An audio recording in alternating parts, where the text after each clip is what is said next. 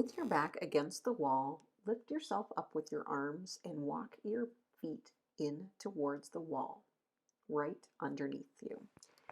Grab right on those sit bones and pull apart that meaty butt before you sit down. And just sit and hold to maintain that pressure. Try this while watching TV or just relaxing in the evening.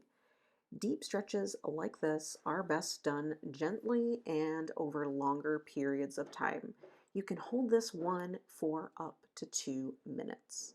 Now, another way to tell if you need to release your pelvic floor is to sit on your sit bones and rock from side to side.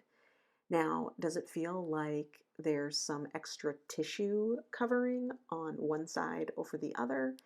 If it does, whenever you're sitting and maybe at your desk or at the dinner table, just pull open both sides before you sit, and this should feel great.